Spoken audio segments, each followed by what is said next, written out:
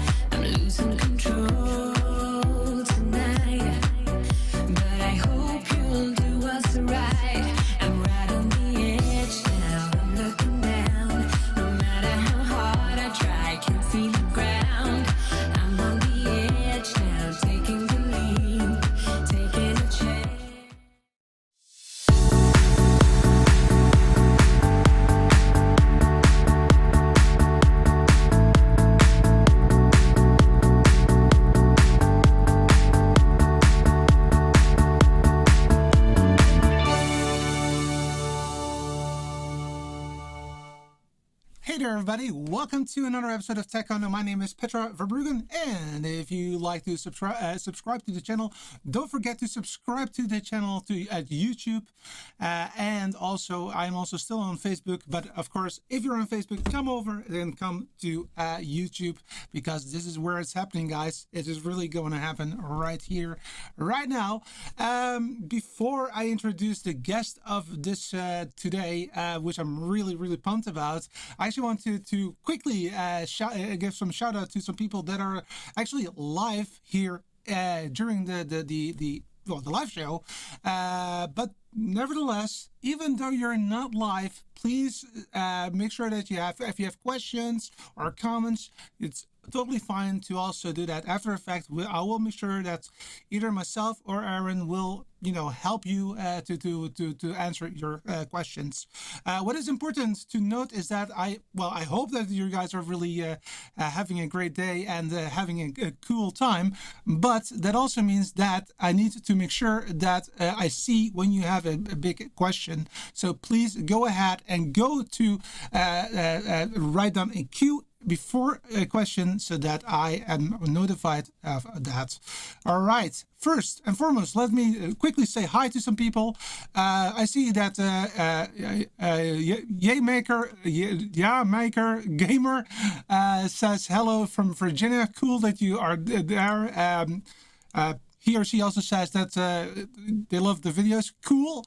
And they actually also sell a LiveView product. And that is also, of course, related to this one, but also to the video that I did earlier this week about LiveView and why it might be, not always, it might be a good way for you if you go on at an event or something to use that. So that is really cool. Next to that, and there's also another question. I don't know if Aaron knows that, but we'll talk about it if he knows. But I think that the ATEM Stream Bridge is actually using software that is really specifically tailored towards Blackmagic ATEM Minis or ATEM switchers. So it's basically firmware related, and that might be the reason why you have some issues there. But we'll maybe talk about it later today.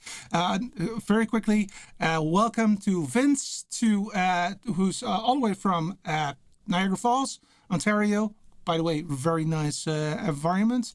Scotland, also here for Trevor. Cool of you to be there. Bob, I see your question. I will make sure that is answered by Aaron in a few minutes. Finland is in the house. Really cool. Ohio is in the house. I see that Kathleen is in the house. Really appreciate you for being there. Let me check. P-Bipe. Interesting. Not only did Aaron make the stands, but he's also created the ATEM Mini itself. Maybe hey, I'm not a native speaker, so maybe I did something wrong there. Belgium, cool. My southern neighbor is here as well. Jordan from Canada, cool of you to be there. And the UK is also here in the house. And I think that makes I am ready to introduce the one, the only, that's a little bit of an awkward thing. But of course, Aaron, cool of you to be here. And of course, they don't hear you. There you go. Hey, how are you? Oh, there we go. Hi. Yeah. Good. Thanks for having me. Yes, it's cool to be that you find the time to be here. You just went live yourself. I hope that you had some time to relax and do other stuff in the meantime. I had a quick break for lunch and stretch my legs and go outside for a bit, and I'm back. Yep. Okay. What's the weather like in Portland? Today it's very sunny. It's going to be very warm today, getting up to 82 Fahrenheit, what's that, like almost 30?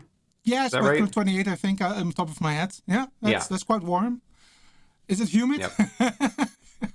No, not at all. That's great. No, that's great. Pretty nice. Well, there you go. This is Aaron Parecki. Great of you to be here.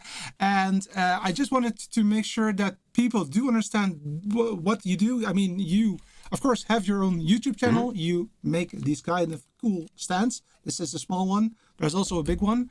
We're going to talk about that. But before we do that, I want to take some time to know about you. Who are you? Who is Aaron Parecki? What do you do in your life if you're not on YouTube? Sure. So yeah, YouTube is not my full-time job. I am also in the software world in security, and my day job is doing trainings on basically software security, specifically OAuth, in case anybody knows about that. And I wrote a book. I have a video course about it. So I'm deep in that world. I actually contribute to the web standards themselves as well. And then YouTube is something I do for fun on the side and enjoy getting into the video world for and the YouTube and live streaming world as well. How much hours do you have in a day? There must be more than 24 if you do all of those things. Well, so I will let you in on a little secret, which is that you may have noticed I have not published a video since March other than my live streams. And Okay. it's because I ran out of time. Because it turns out that having a full-time job and trying to make videos and doing a product launch is too much. Okay, so So you are a human being. Just to make sure. I apparently have some limits, and I'm not happy Okay. about it. Okay. And I'm not happy about it. Well, I mean, I can relate a little bit. For the people that don't know, we had a quick chat up front, and I was like, "Yeah, okay, you're in the IT business, software business. I'm in an IT software business in the sense that I work for a high-tech company that produces machines for computer chips. Now, it seems that in our, well, let's say bubble, our community bubble, it's something that is not so strange to be in the IT business and also liking the ATEM switcher and all of it, all the things that are around it. What's wrong with us? Yeah, it's really interesting. Every time I discover a new YouTuber who is also actually has a full-time job in the software world, I'm like, wow, another one. I mean, there's something there. Don't know what it is. Yeah, it must be something. I don't know. I know that Kathleen is also here. You Tech Coach, that's the name. She's also into the IT business. I know that Jordan is also in the IT business. So yeah, maybe there is something. Well, anyway, nevertheless, great of you to be here. So actually, we didn't really touch upon why you came to streaming. I mean, you have a job. Yeah. You have a great job. You're contributing to international standards. I mean, wow. Wow. And then still you have some time to start streaming. Why? Yeah, I guess there's two parts to it. So before I had this job, I worked somewhere else, and that was a much slower life cycle of software development. And a lot of it, if you're in the software world, you're familiar with the fact that like software is never really done, right? It's always you did a launch and now you have to go fix bugs, or then you have to go and work on the next thing. And there's always something next, and there's no end. And when that's your full-time job, I was just finding myself wanting something that was different. So that's when I started getting into the not live streaming yet, but recording conferences. And Right. the reason I picked that in particular was because I was speaking at a lot of conferences myself as well. But the going behind the scenes, being on the camera side of that, it was a lot of fun because it was something new to think about and new problems to solve.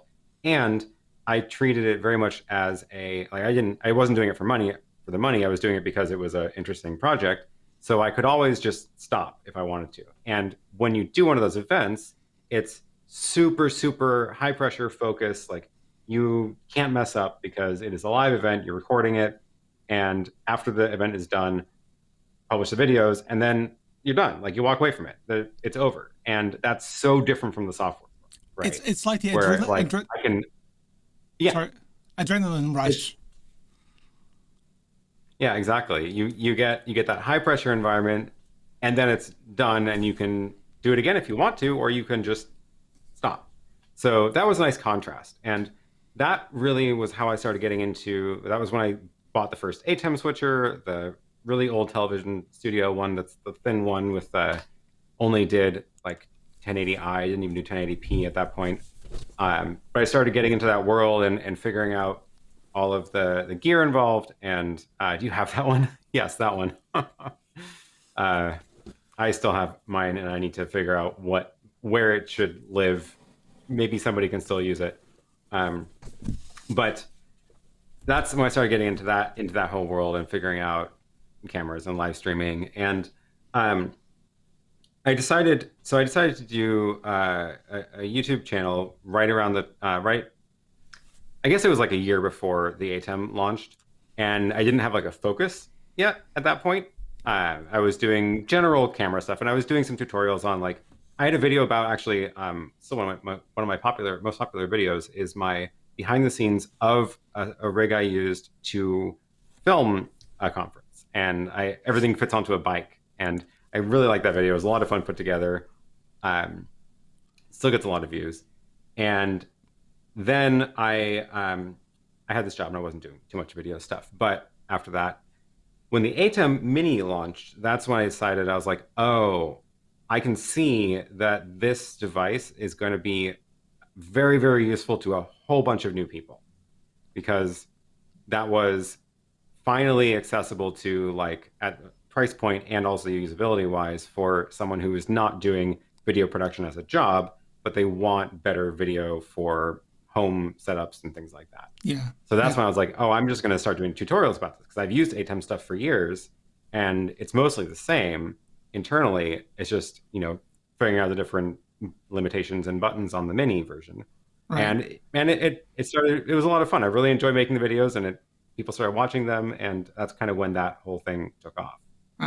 I do recall that video. I did see it myself. The thing that, and it's a little bit awkward maybe that I pick on this part, your bike almost fell at the end. It was like literally. Yep, I left that in there just because I was like, oh my God. Yeah. That was a interesting video and very much the video that I could relate to very much. I cannot show it to you, but there's a 19-inch rack that has a 6U, right? It's literally the television studio and the same setup roughly as you had. It's like, oh yeah. It's like one in a kind. Really cool. Just in the meantime, I do see comments coming in. Let me go there quickly so that we can talk about it. So the first thing, and I think that this is totally true, what Kathleen says, the day gig and all the rest is struggle for real, and that is really cool. Also, I see that Josh says that he has watched it 5 times. Great. Yeah. I think that you can tell that it's really a good video indeed. Impressive. All right. It was a lot of fun. Yeah. Exactly. And to be honest, I think that the one thing that you highlighted already, it's easy for people to use the ATEM Mini. But what I loved about the ATEM Mini is that it's actually under the hood. It's a powerhouse. It's literally a powerhouse. It can do so much. Mm-hmm. And of course, the ATEM Mini itself, which I have, is not that powerful. It's pretty powerful. But the Extreme ISO is it's like a Constellation 8K, but then HD, right? It's pretty great. It's impressive. Yeah. Yeah, exactly. Now, okay, so we have touched upon a little bit about the streaming part. Now I want to go a little bit to the main topic of today, and that is the desk, the desk stand that you've created. This one is for example the Mini, and you also have the Extreme. Let me show that one too for people that do not know what we're talking about, just in case. This beautiful big chunk.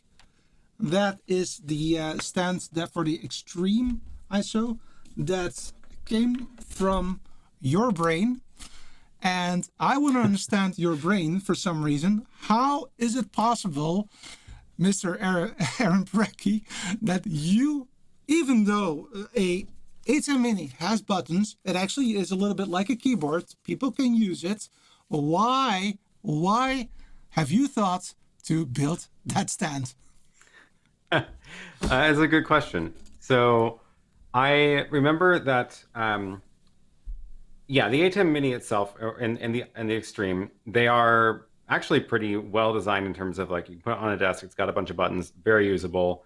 The cables come out the back, that's all fine.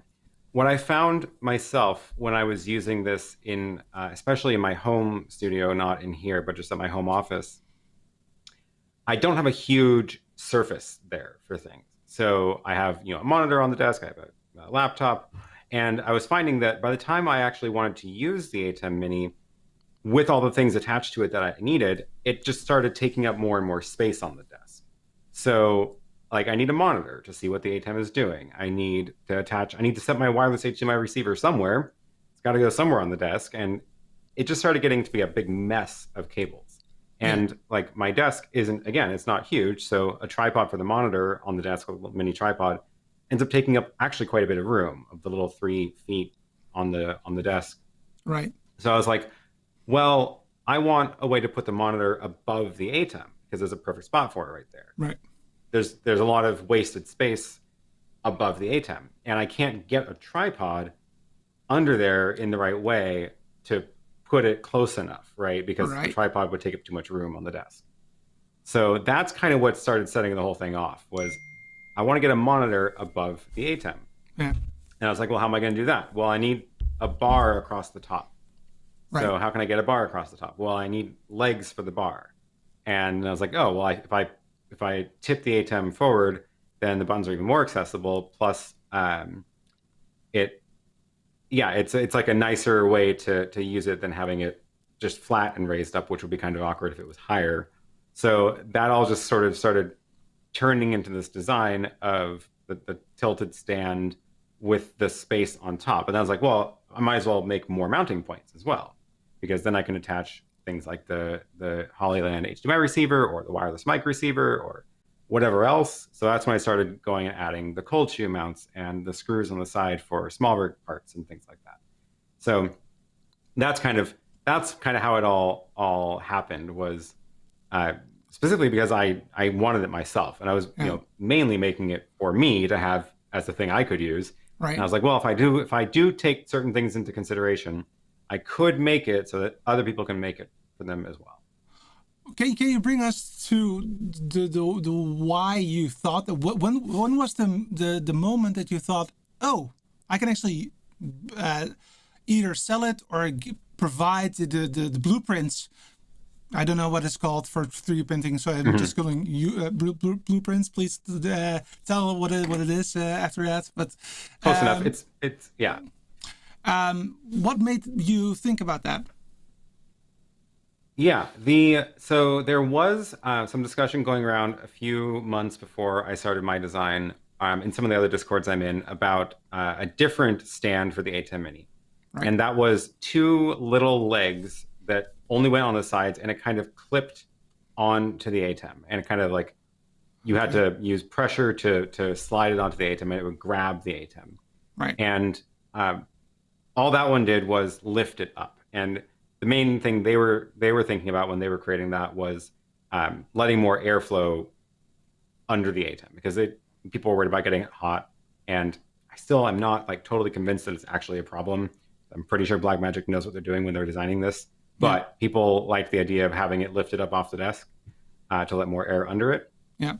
So that was being sold, or that was being given away as STL files, which is the blueprint for a 3D printed product. And you could find that STL file on a bunch of websites like Thingiverse and other places to go and find those.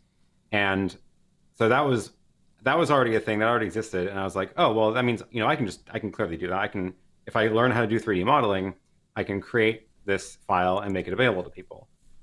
But then I've been working with DVE Store for a while now. They've been very, very nice and loaned me stuff, and I do affiliate links for them and whatever, right? So we have a pretty good partnership going. And they had started selling that stand. Oh. So they had, they actually got in touch with me, and they were like, hey, can we send you this 3D printed stand for the ATEM Mini? We want to see if anybody is interested in it. And I was like, I actually already have that. I printed it on my own printer, and I've seen this around a lot. It's interesting that you're selling it now. Yeah. So I asked them, I was like, hey, who is doing the manufacturing for that? And if I gave you a new design, could you sell that for me? Right. So that's how that started happening. Was I was like, okay, well, I have a design for a stand that I think solves more problems, and it's one thing to like make it available for other people to print on their Right. printers, but not everybody has a 3D printer or wants to get one. Exactly. And I wanted this to be accessible to more people so that they could just actually buy it already done. And I did not want to get into the world of manufacturing them myself and dealing with all of the shipping and logistics of that myself. So I was like, oh, well, DVE Store is already selling a 3D printed product. I Right. can just ask them to do the same thing for mine. And that's how we started selling that stand. So when I did the launch for that, I launched it both as a downloadable STL file. So if you do have a 3D printer, you can just buy the blueprints and print it yourself, or you could buy the printed version Right. and the just get it in the mail like you would a normal product. So that's how that finally came together. That's totally awesome. So a few questions that come to my mind. So you're building your own 3D model. You said that you were just learning it. So for me, that means that you were not educated in that. So you're self-educated. Yeah, What are the challenges there? no prior experience. Yeah, no prior experience with 3D modeling. I've been Actually, that's not entirely true. I had a friend who had a 3D printer. He brought it into the office one day, and this was probably 6 or 7 years ago. And I was like, "That's really cool. I should learn how to use this thing." It was very fiddly, and I didn't know anything about the printer side of it. But I grabbed SketchUp, Google SketchUp. This was back when it was free, and I think it was owned by Google at that point. It hadn't been sold yet. So that was my only intro into 3D modeling of using SketchUp and doing this sort of additive modeling. And then it was, years of just not touching it at all. And I was like, I want to learn this again. I want to figure out how to get into this again. And the whole space has changed dramatically now, right? So first thing was, I need to find a 3D printer. How do I know which one I should get? And I started doing research on that. I ended up with the Prusa Mini because it seemed to strike the right balance of price, but also I'm not going to have to become a hobbyist on repairing 3D printers to use it. Okay. Because I don't want to tinker with 3D printers. I want to make things, right? Right. So Because all that have all the one time in seemed the to world. strike the right balance. Yeah, exactly. So that's why I ended up with that one. And then I was like, okay, I got to find some software. How do I figure out what software to use? And I don't even remember how I found it, but I ended up finding not SketchUp, Shaper 3D. That's the one I'm using, and it's an iPad app. And I was like, that actually sounds really cool. And the thing that I was super interested was because it's an iPad app, you get fingers and a pen to use, Yeah. and you can use two different modes of interaction on it. So fingers do one thing, pens do a different thing, which is super cool. And I can show you some of that. Yeah, here as please go ahead. Yeah. well. But yeah, let me grab the stand. If you full screen me, I will show you my iPad. So this is the model for the ATEM Mini stand now, and you can't see my hand. I can fix that with my other camera. So as I use my finger, I can do things like rotate the model, zoom in and out, pinch to zoom, things like that. And tapping it doesn't do anything, right? Because that's how I'm scrolling. If I use the pencil, then it'll select things.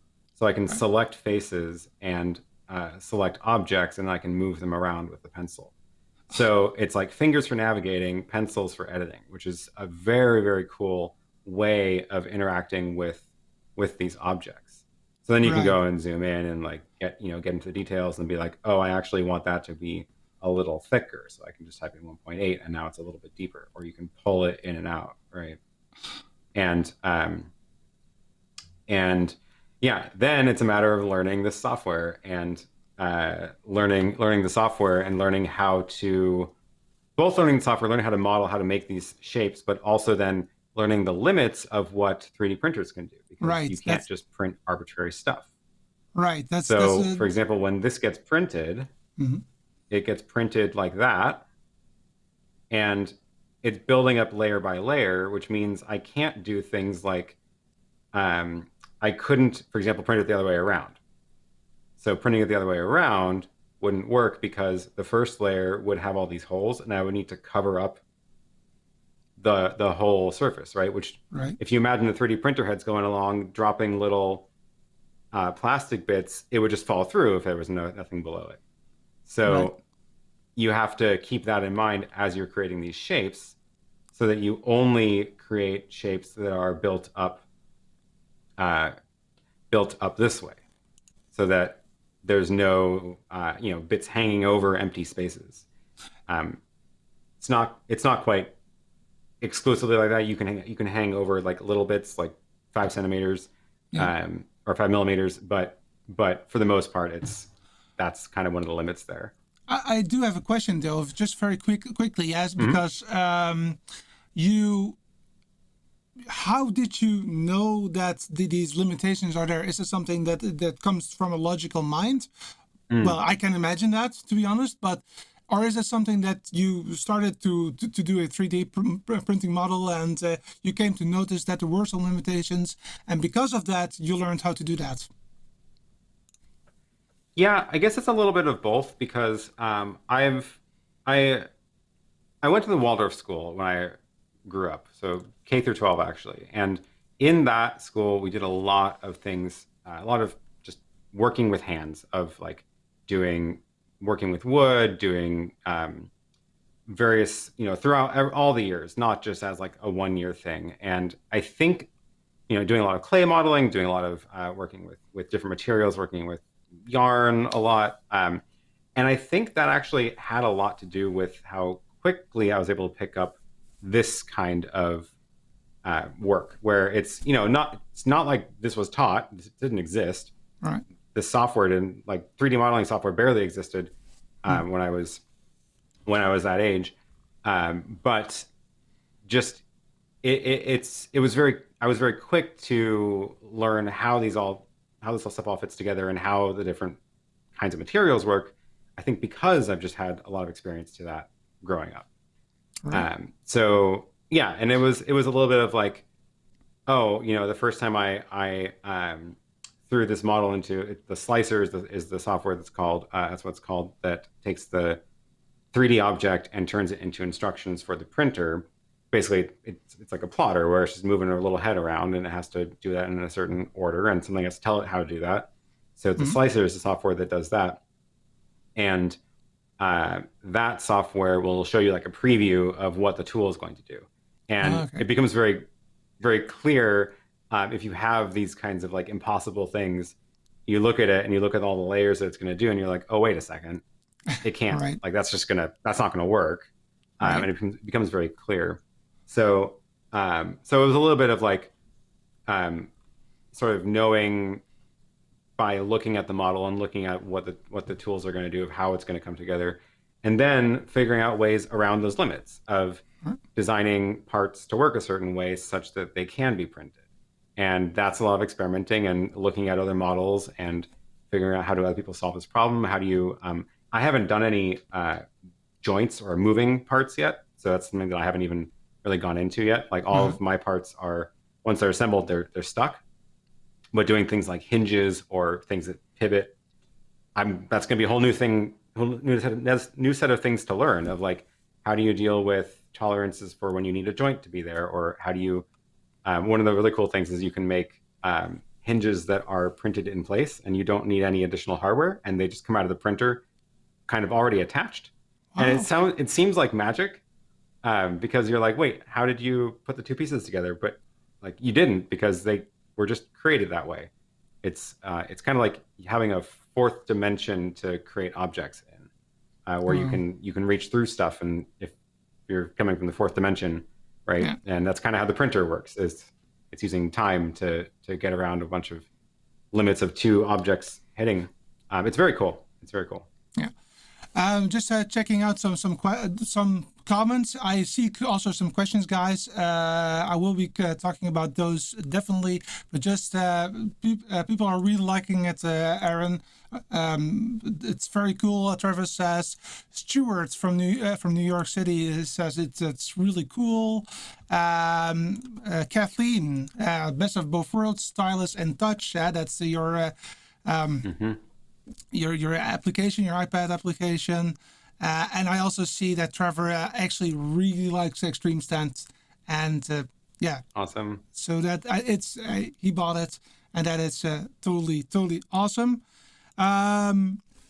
Again, questions will be answered. I just wanted to now pivot a little bit to the real deal, to the products itself. So I have here the ATEM Mini. I think that this was the first stand that you made, it right? This one right here. Yep. So if you look at this, so let me just give you a little bit of a review thing from myself. When I got this, I was expecting something plastic, right? It's printed on a 3D printer, so it must be plastic. And yes, it is plastic. But what I was blown away by, I was literally blown away by, is that it doesn't look like it's printed. At least my version does not look like it's printed. Mm-hmm. It looks like it's from a from a production line with thousands of products, and that happen to be from plastic, but it's really nicely done. I mean, for the people that are at home, let me try to focus a little bit. Yeah, it's always a bit. Let me show the other around here. Because of your look up, your stand, I try to mimic you a little bit here. So this is what it looks like from nearby, and it is literally, I don't know, the texture is so amazingly cool. Yeah. So I don't know. I don't know how they do that, or it's something that you did, but I'm impressed. And it doesn't look like it's a hobby or a product that you made. It looks like a company made it, right? So, well, and it's because they did. So I got to the point of the story of first doing the first launch for the stand. Yeah. And what happened after that was I got a bunch of emails from people saying, hey, I would also like to sell this in whatever country. And I was like, oh, that's actually really cool, because DVE Store can't ship to internationally. So, anybody else in other countries were kind of out of luck. They had to 3D print it themselves or find somebody to print it. So one of the people that they got in touch, they run essentially a business making products using 3D printers. And a lot of their products are accessories for Raspberry Pis, of like stands for the Raspberry Pi or mounts to attach a hard drive to a Raspberry Pi, things like that. Yeah. That's the Inex 3D company. And they have somebody in Europe and in Australia that work together. They have printers in both places so that they can ship worldwide. Right. And I was like, oh, this is actually perfect. And they were the ones, and they've been doing this for a long time. So they have very good printers. They go and buy very good filament. It's the plastic. Mm-hmm. And that's why it looks so good, because they knew the right materials to use and the right way to calibrate their printers to make a really good end result. So all the prototypes that I've printed on my own printer, which is actually just sitting right back there, it's a little Prusa Mini. All of those printers. Yeah. Oh yeah. So it's not lit, but it's down in that bottom shelf, and all of the ones I've printed from that, they work, like they're totally functional and they're solid, but they don't look nearly as good as the ones you get from Inex 3D, because I don't have the fancy filament and I don't have it tuned exactly as well as they do. Right. So so that's why you get that nice finish. You get the almost invisible lines on it for the layer lines, because they've really got their process down. And I am very, very happy that we were able to work out a deal where they can make these now for everybody, because I'm really impressed with their stuff. That's awesome. So let me check before I forget, because we're now talking about the ATEM Mini. I want to make sure that we answer the questions that are related to the ATEM Mini stand first, before we move on to the Extreme. What's this? Super cool to see folding this monitor on top of the Extreme. Hint, hint. Oh, this is a super cool to see folding version like laptop monitor on top of the ATEM Extreme. Hint, hint. Vince says. Oh, interesting. Yes. I can imagine that. I am a little bit worried about the amount of plastic that you need for that, the filaments you just said. Mm-hmm. But that's definitely something that would be interesting. Joshua will talk to you about that, how we stream. We will also talk about vMix in a bit, but that's not the most important thing at the moment. Sure, I don't see any. This is about the. Oh, this is not about the ATEM stand, but let me quickly address this one. Trevor, about the size of HDMI cables. Doc Johnson is his name. He created a video last week about all things about cables. Go see that one. That's an amazing piece of work. You will know what the differences are between SDI, HDMI, what kind of converters that are there. He did a tremendously good job, and I think that this is something that we don't want to talk about it here because he did a great job. So go check that out. So I think Bob's question is a little bit above that in the chat, actually, about the stand. Sorry. Let me put that. This one. Sorry. But it is a good. Keep going. It was from Bob. It's from Bob. Yep. He says, I have the Extreme stand. It sits up well, but the cables are dangling, putting tension on the cables. Right. That's it. I've got it. Way at the beginning. Yep. Yeah. So yeah, this is definitely something to consider. And I don't have my ATEM in mind, but when it is like that, the ATEM ports are pointed up now. So if you have heavy cables, they will be at an angle rather than flat. And because they're at an angle, it's kind of like pulling down more. The thing is, even if it is lying flat on the desk, it would still be pulling down on the port.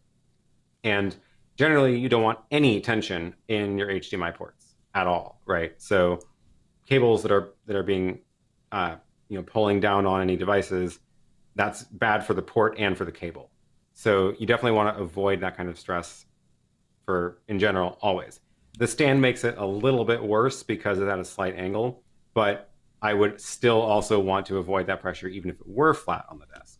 And that's why you get things like the cable, the clamps that go onto cameras where it kind of relieves the stress of the cable so that the force of the cable is moved into the camera body rather than into the HDMI port itself. Same idea here. And there's two ways to handle it right now, and possibly some new ways that we could think about handling it. One, use lighter weight cables so that there's just less bulk. And like on my desk, I actually don't have any long cables in here at all because my cables they're 6 inches long and they just run up into this thing. And then all the long cables are behind that. So it's just a little patch bay. That's one way to handle it. The other way to handle it, if you do need cables on your desk, you would just use the slim cables or lighter weight cables, or attach those cables to the desk somewhere, right? Where like clamp them all together, strap that to something on the desk. That way all the stress is at that point. Right. And then none of the stress of the cables is pulling on the ATEM itself. And that's always a good idea. It's whether or not you're using the stand for it.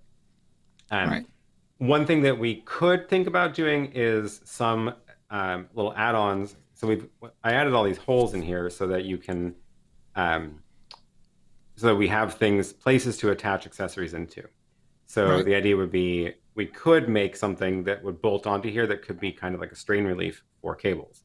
So you could imagine running cables into some little thing here that you could strap them into. That way it would again, this would be the stress point for the cables rather than the ports themselves. Right. I'm not totally sure that's a good idea still, because I think at the end of the day, you probably want to move all that strain into the desk rather than into the stand. But it's something to think about. And I left those holes on there for that kind of stuff. Right. About those holes. I mean, let's talk about the Extreme, because I recall when you said, okay, the ATEM Mini, I already bought it and I was loving it, using it all the time, actually. And then you came up with the Extreme, and then you made a point of add-ons. So you have not only the stand, you also have add-ons. Can you elaborate more about what the possibilities are there?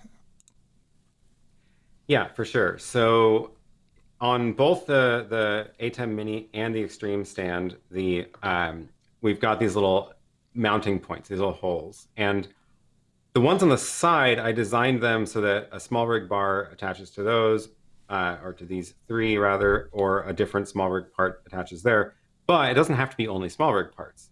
And these ones on the back can be used for other things as well. So what we've done for the Extreme stand is we've designed these little feet that, triangular feet that attach to the bottom too, that help it not tilt. Mm-hmm. And then there is currently no accessory for sale that fits into these two, but I left them there because the plan is to do accessories that use those holes. And that might be other things that we haven't even thought of yet. Yeah. But with the holes there, we have the ability to make additional add-ons for other parts.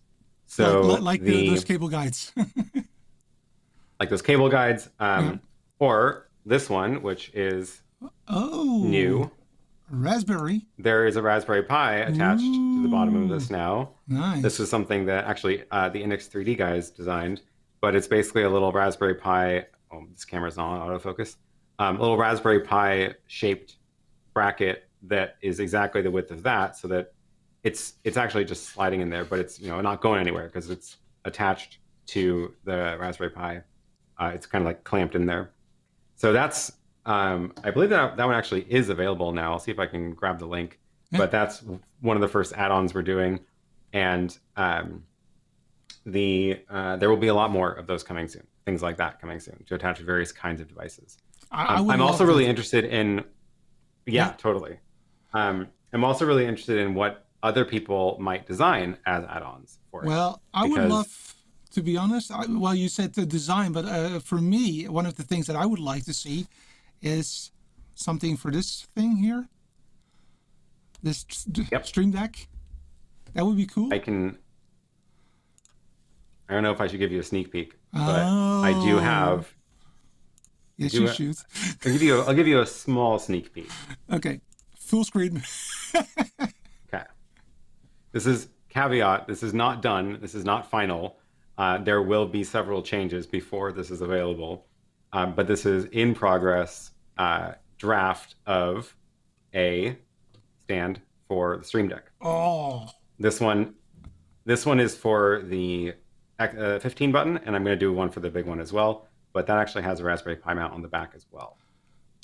So it will attach to the Extreme stand using the little side screw mounts. So that is in the works, in progress. It is not done. And again, there will be changes between what you just saw and when it's done, because this is my rough draft. Take my money. I haven't finished rounding corners and things like that, but I am very excited about that. And I'm going to do one for the bigger XL as well.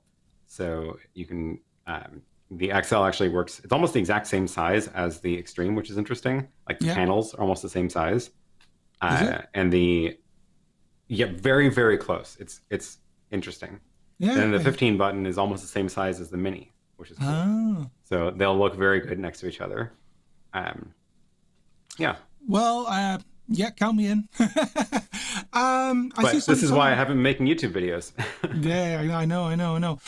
Some comments related. So Vince says, add an extra crossbeam along the back section to ease the cable stress. Yeah. Yeah, that's we've went through a round of ideas on that of cable stress management things, and the problem is the places to attach or to clamp that thing end up limiting the stand in other ways, and HDMI cables are not standard.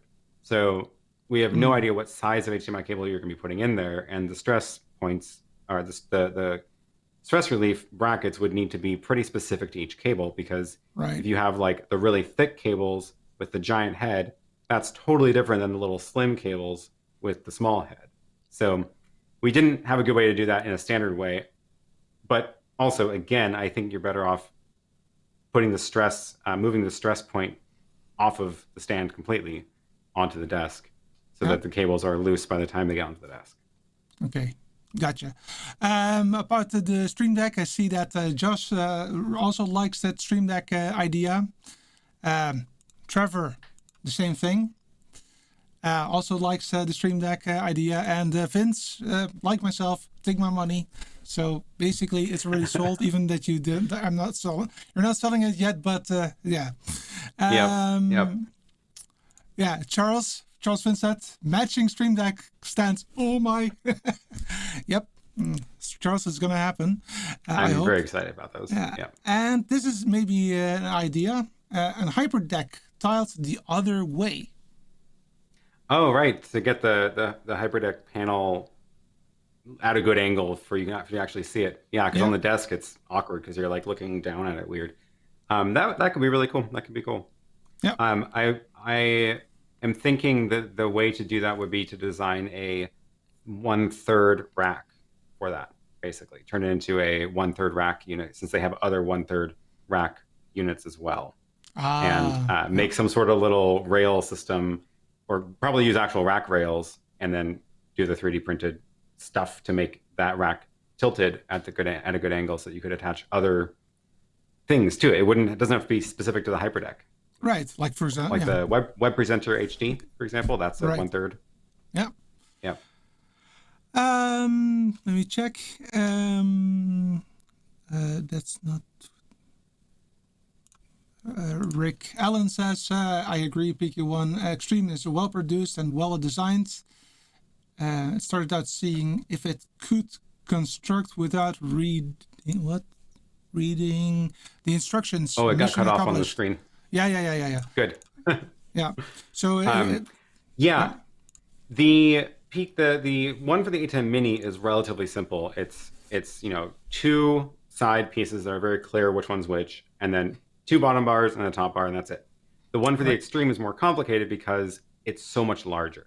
And this was actually something that I didn't really have any insight into until I started working with NX3D, is just the challenges of actually shipping this stuff.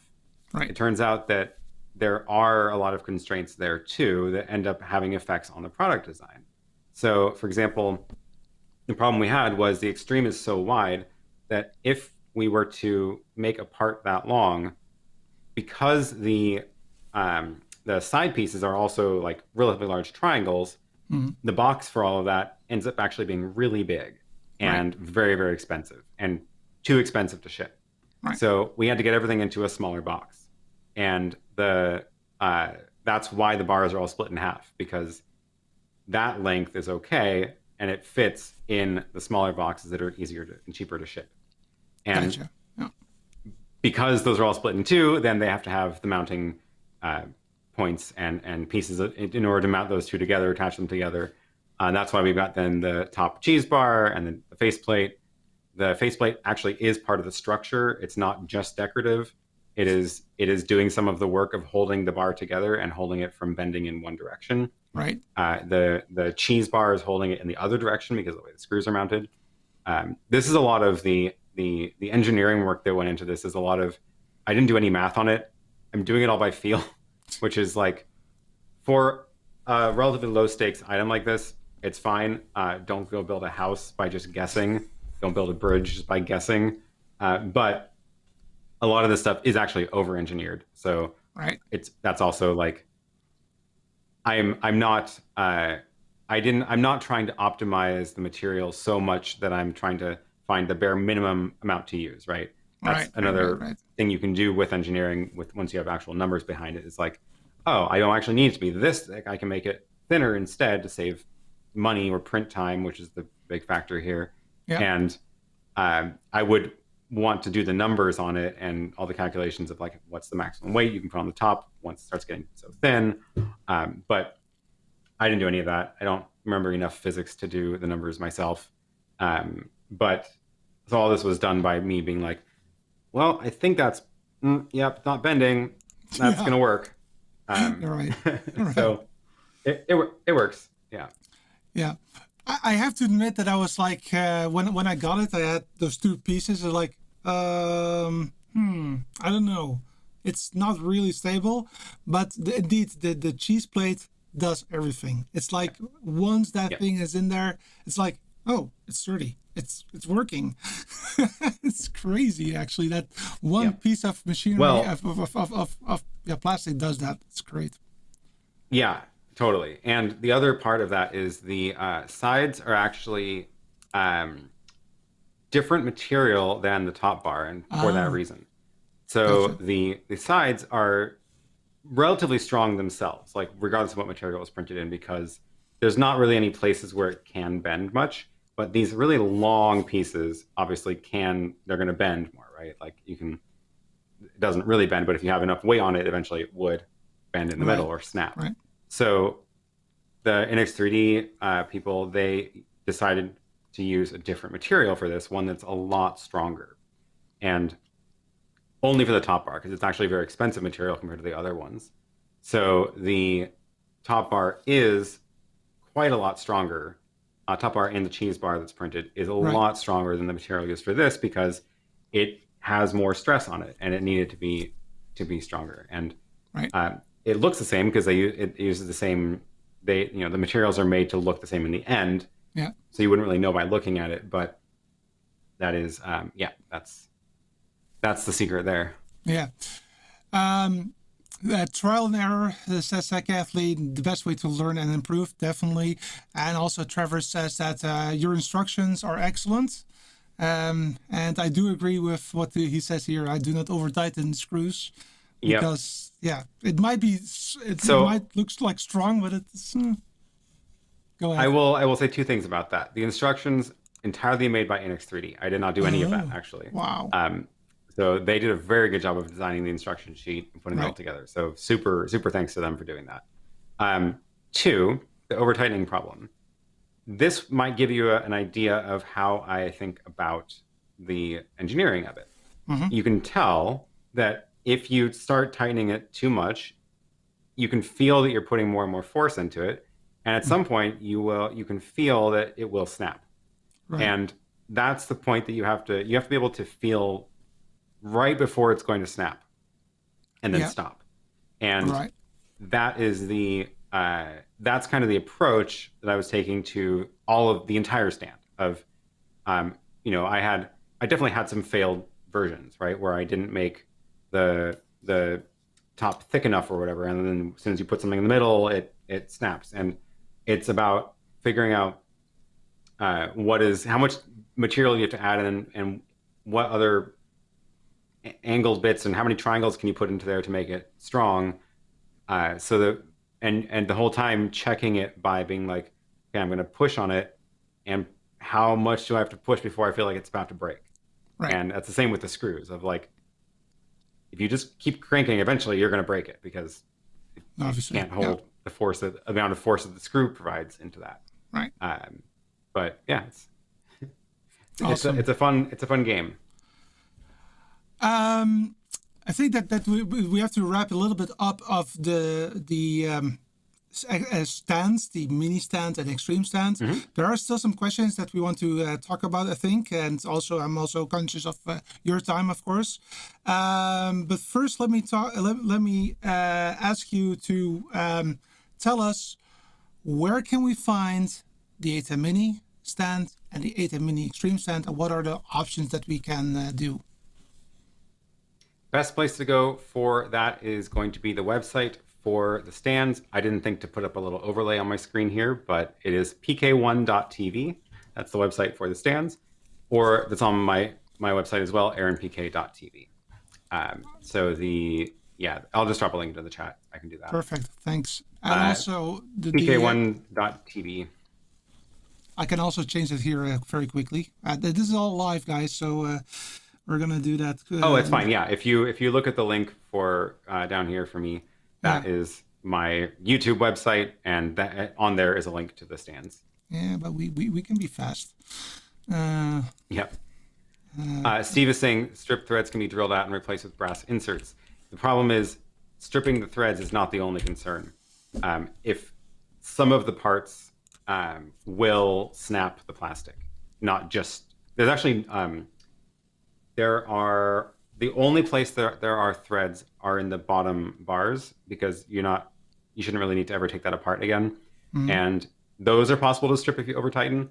The rest of the parts are just holes, and they go attached to a nut. So you've got a screw on one side, a nut on the other, which means as you tighten, more and more force is being applied into the middle. Yeah. And at some point, the stuff in the middle will crack, because this is not solid plastic. It's not. That's not how you do these. It's like a hex pattern inside. Right. So it isn't solid, which means it can be crushed at some point. And it turns out a screw and a nut can apply a lot of force because you've got that rotational, slow rotation, slow amount of force, very strong, crushed into the middle. So it's not just about the threads here. Right. Let me think. So I had one question. How is this being streamed to YouTube? So I'm using vMix to do this. Even though I do use the ATEM Mini and ATEM Mini Extreme for my productions, I typically use them for productions on location, for conferences, for even Zoom meetings within the corporate world. And for TechCon, I typically use vMix because I already had it. Why should I change it if it's really that good? It doesn't make sense. Aaron is coming in via vMix call today, so that is how he's coming in, and that's how we are streaming simultaneously to YouTube and to Facebook. And so that's the way that works here. And after the stand talk, so vMix call. Yeah, go ahead. Oh yeah, vMix. there we go. After it's time, like vMix has a prompt. Talk pros and cons, software tools versus ATEM. Oh wow. How long do you have? Yeah. So I'm a little bit awkward maybe in this sense, because like I said, I am using software for this production. However, I'm doing that because I'm the sole person and I have everything in front of me, and that makes it for me very easy to do it this way. If I have a multi-camera production, or at least I need to pay attention to what's happening somewhere else, it becomes easier for me to have somebody who's dedicated for switching the cameras and somebody who's adding graphics and making it more nice. And that's why I'm actually using a hybrid of the two, ATEM Mini and the Extreme, or ATEM Mini Extreme and the vMix as the end state to make it more nice. That's the way that I look at it. Aaron, maybe you can chime in. Yeah, I tend to live in the hardware world more because I don't trust computers. Oh, yeah. Even as somebody who works in computers. And what I mean by that is I am not willing to spend enough money to get a powerful enough computer to do the things that I would want to do with it. I don't actually know what kind of computer you have there. I'm curious to know. But even if I had the best computer in the world, it's going to fall apart at some point. And like Bluetooth might just stop working, or it might, like if you're running Windows updates just kill me, right? You're in the middle of production and it's like, your computer needs to restart because we have to install updates. And there's only so long you can like push that off before it just forces it on you. not good for live production. True. The computer might just crash, and when everything is wrapped up into the computer, it means there's no middle ground of failure, right? It's all working or it's all not working. So with hardware, like, yeah, there's bugs in hardware sometimes and firmware, and some of the stuff is a mix of hardware and software. But the stuff on my desk here it takes a bunch to there's a bunch of different pieces involved, but I can survive a computer crash. Not right now, 'cause I'm using vMix Call, but when I'm running a live stream myself, my ATEM is doing the encoding, and if my computer crashes, I'll lose the YouTube chat, but the stream stays on. And if my HyperDeck player stops playing video, I stop being able to play video on the stream, but I can still stream. Right. So there's a lot of the failure modes get split into smaller pieces, and where there's a gradient between the stream is working and the stream is offline.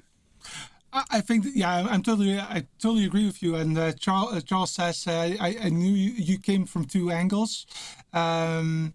That's true, but I was very specifically to my show. So my show is still via vMix and basically full on vMix. But I'm not using SDI or HDMI cables. I'm using NDI here. But for all of my on location work, I totally 100% agree with Aaron. Go the hardware route. Make sure that, because indeed it's simple. And you wanted to know more. Let me show you what Aaron actually is talking about. So I'm going to show you my computer, because why not? So this is my computer, right? So this is the software that I'm using. It's called vMix. And if I would go to Task Manager, I think that this is roughly what you mean. And you also see some very highs here. So that means that the system is actually doing stuff, and it's doing a lot. It's doing way more than what it needs to do, and that is making sure that the correct video is connected. So it's going on and on and on. And I think that that's the way to show you why you should care about trying to offload as much as possible from your computer to other devices. And again, I totally agree with you on that. That's also the reason why I purchased the ATEM Mini Extreme to make that happen. I also, I hope after 6 weeks of waiting that my HyperDeck will come sometime in the coming week or so. I don't know. It's quite a. And I think. Yeah, go ahead. Sorry. Actually, this is a good point to mention this. I've noticed that there seems to be quite more of a delay between what I'm saying and what you're hearing on this, and we seem to be talking over each other more than in other remote interviews I've done. So I think that's vMix Call. There's just like a little bit more delay there than on like Skype or Zoom, or where when I'm using the streaming bridge to bring somebody in, we're not talking over the streaming bridge. We're talking over Zoom, and the delay in Zoom is very low. But even OBS.Ninja that I used earlier today to bring Mike in, that had almost no delay at all. And I'm definitely noticing a lot more of a delay between us here. Actually, I can see it. I can see when I do something, I can see that it takes half a second or so before I see it back on vMix Call. Right. So I think that's what's going on. Because I notice we keep stepping over each other when we're talking. Anyway, what I was going to say was, what was I going to say? I forgot it. I was talking about the HyperDeck. I was going to say I think there is a good opportunity for a hybrid approach of using software and hardware together. And I do like offloading as much work to hardware as possible.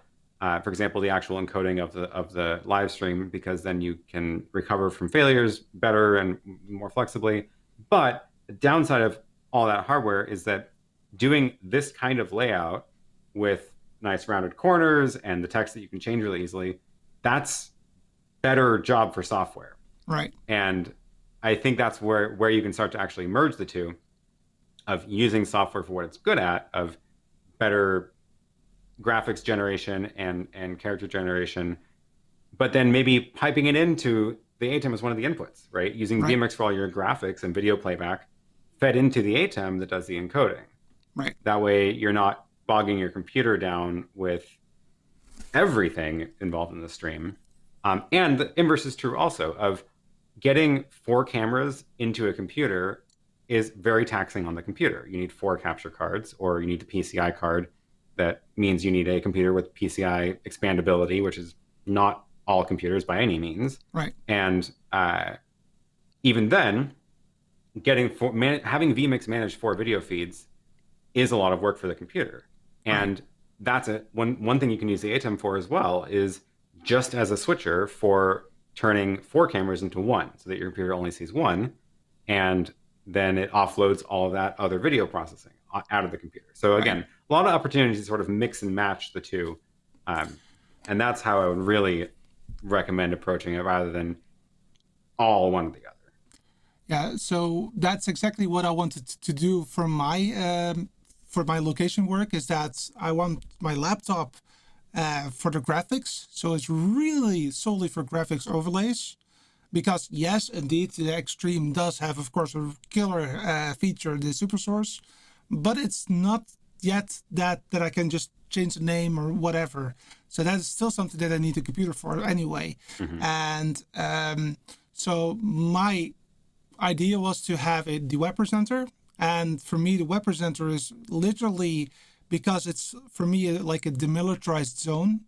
I want to have my own network, my own bubble, because I've learned from you that the ATEM actually has an FTP server. I'm like, yeah, it's great, but I don't think it's really secure, to be honest.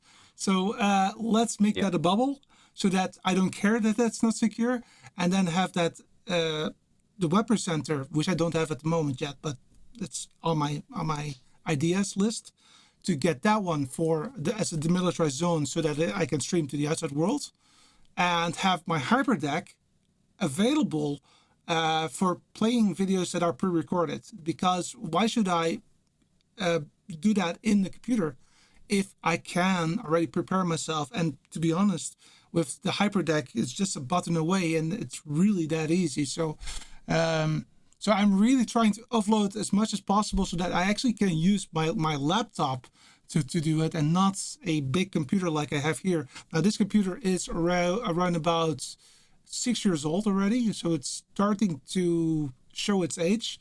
You already saw some red lights going there, but still, it's still working. So I'm still very happy with that. But yeah, what are the specs of your PC? It's 6 years old. Don't even think about it. but my laptop is a HP Omen with a NVIDIA card in there that's quite big and good, and with the ATEM Extreme as your input device, you have a very good system, and it's not. No, but that is a good question about what this PC is, because it is doing a good job at handling vMix with, me coming in over vMix call and your NDI video. Okay, so I think that's. Let's show it. Okay, let's see. Device manager. Not device manager. Yeah, they renamed it, right? Oh, there it is. There it is. All right. So what do we have? So the most important thing is, of course, your video card. So let me see. That's the display adapter. That's an NVIDIA GeForce GTX 980 Ti. That is that, and it's an i7 processor. I know that from I know that for sure. Where is my processors? Oh yeah, an i7 processor is 6800 at 3.4 gigahertz, and I believe I have a very awkward amount of RAM. It's 12 gigabytes of RAM. So okay, that sounds fine. And it's doing a good job of this. So yeah, and it works. Yep. Keith Bennett says your Hyperdeck Mini will help you with animated graphics as well, definitely. And I am looking forward to hopefully using the Sting button on the ATEM Mini someday soon, I hope. Yep. Let me check. ATEM has been very reliable for 9 months with the Pro now Extreme perfect for my lives. A couple of issues with the Hyperdeck Mini. Yeah, I hear more issues with the Hyperdeck Mini, and that's not feeling well, to be honest, because I'm waiting for it. Yeah. I've had some bugs with mine as well, kind of annoying, but it does work for the most part. My current issue is occasionally its network settings get kind of messed up, and then the ATEM can't figure out how to talk to it. So I have to reboot it, and then it's fine again, which is annoying. It's annoying, and you don't want to have that during a live show, right? I don't think it would happen during a live show, just because it seems to happen. Well, I mean, it obviously could, but it seems to happen after several days of being on. So, and yeah, I don't know what the trigger is, and I don't know what happens at the point that it actually becomes like forgotten. All I've noticed is that when I come in here, sometimes the ATEM can't talk to it. I've never seen it disappear on like during a time that I am at the studio, which is weird. Yeah. Right. Okay. I think that I had more than I pretty much have all the questions. I did see a question about the live view. I do want to park that one because I am creating some videos on the live view solo and other live view products. So I'm just keeping that one as to talk about it at a later stage. Well, then I would love to thank you, Aaron, for being here, for taking the time. I was blown away by your product, and I'm also blown away by you spending the time to talk to the audience and helping out and giving more information. Really appreciate it. Thank you so much. I think that everybody here that is here is also really appreciative of you spending the time. Thanks so much. Are there any last things that you would like to say? Maybe again, spam your where you can find your on the social media, etc., etc. Yeah, you've got it on the screen here. AaronPK.tv is the website. Well, now it's not there. There it is. No, it's gonna... And my YouTube channel is just my name, Aaron Parecki. I am on Instagram, AaronPK_TV. All of this is linked from my website, so just go there. That's the best place to find me. The stand is pk1.tv. That's the website for the stand. Definitely keep an eye out there for new accessories, the Stream Deck version. If you want to be the first to know about the new products that are launching, I have an email list on my website, aaronpk.tv. Go to the bottom. There's sign up for my email list. You get emails whenever I go live, and you also get emails when I am doing the first launches of products. And I always make sure to email that first before we do the wider announcement. So that will be definitely the best place to find me. Well, thank you very much, Aaron. I would like also to thank you guys for being here. I really appreciate it. I just looked at the amount of subscribers. It's going like totally haywire. Just barely 3 months ago, I was like at 200 subscribers. Now it's already 600 plus. So I'm quite shocked by this community. Thank you so much for all the love and the interesting questions that you got. Thank you so much. Have a fantastic week. Please watch out for the new video around about the live view solo that I promised. We're going to go through the portal settings so that you know what the possibilities are, how you can see that you have a good coverage, that kind of stuff. And of course, we will go back to the ATEM very soon, maybe in the next couple of weeks.